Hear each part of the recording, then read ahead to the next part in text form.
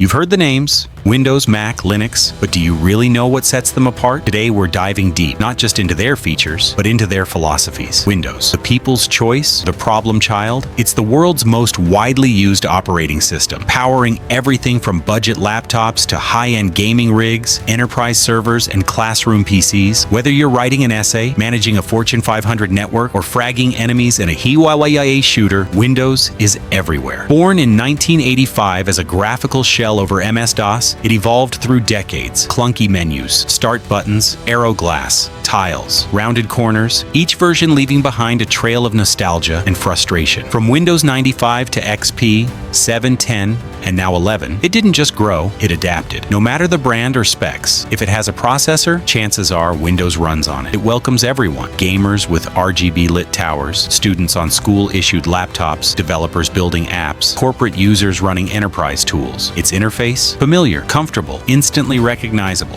and for many, irreplaceable. But that inclusivity comes at a cost. Heavy system requirements choke old machines. Updates arrive uninvited, sometimes breaking more than they fix. And yes, the dreaded blue screen of death still lurks. Security, a constant arms race. Its popularity makes it a massive target. Malware, ransomware, spyware, you name it. Yet despite it all, Windows stands tall, unmatched in compatibility, vast in support, a chaotic giant, held together by patches, legacy code, and pure momentum. It bends, sometimes breaks, but somehow it keeps going. macOS, elegance meets exclusivity. Crafted by Apple, macOS is built for a specific experience. Not everyone. Launched in 2001, it wasn't just about competing, it was about controlling every pixel, every interaction. Only runs on Apple hardware. No clones, no copies. Just tight integration between the software and machine. That control means stability. The system is optimized, fast, clean, minimal errors. macOS is a favorite for creatives, designers, video editors, musicians. All benefit from tools like Final Cut Pro, Logic Pro, and GarageBand. And with an iPhone or iPad nearby, you get continuity, calls, files, messages, even browsing, all flow across devices. But exclusivity isn't free. Apple machines cost more, often a lot more. And while sleek, they're limiting for some. No full DirectX, limited gaming support, and compatibility issues with specific development tools. macOS is a beautiful guard. It's walled. Linux, the hacker's playground. Linux is less an OS and more a movement. Born in 1991 by Linus Torvalds, it invited the world to build their own versions. Now, there are hundreds of distros, each with unique goals. Ubuntu, Fedora, Debian, Kali, Arch, the list never ends. You want a desktop OS? There's a distro for that. You want to run a server in space? There's a distro for that too. Linux powers supercomputers, banks, and cybersecurity labs. It's free, fast, secure, and doesn't care how old your hardware is. But with all this power comes complexity. The GUI isn't always smooth. You'll often be typing commands, editing configs, and Googling errors. Mainstream apps, limited, gaming, possible, but only if you're willing to tweak endlessly. Linux rewards those who put in the time. It gives control, but never easily. Chrome OS, cloud-first simplicity. What if your OS didn't need much storage or power? That's Chrome OS. Released by Google in 2011, it flipped the idea of computing. Run almost everything in the cloud. No bulky installs. No constant updates. Just Chrome, Google Drive, and Android apps. Boots in seconds. Runs on cheap hardware. Perfect for students, educators, and minimalists. Secure by design. Most malware can't even get in, and updates happen silently in the background, but go offline. And Chrome OS starts to feel limited. No Photoshop, no AAA games. Even multitasking takes a hit. Push it too far, and you'll see the slowdown. It's perfect for basic needs, but not for heavy lifters. Android, power, and chaos in your pocket. Android owns the smartphone market. Open source,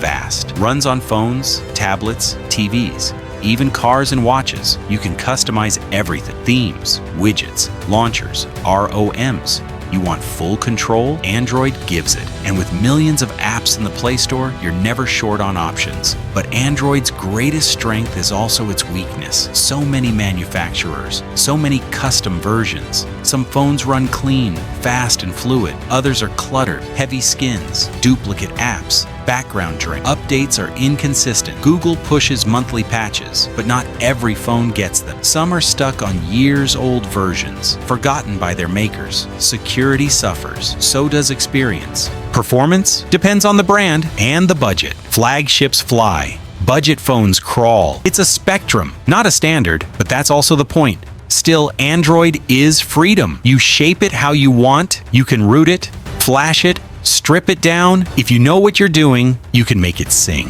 iOS, walled garden. Perfection iOS is Apple's mobile OS. Polished, refined, predictable. Everything is controlled. Every app is vetted. Every update is timely. Your iPhone doesn't just work, it keeps working for years. Security is tight. Stability is top tier. No lag, no clutter, no guessing. And the ecosystem is seamless.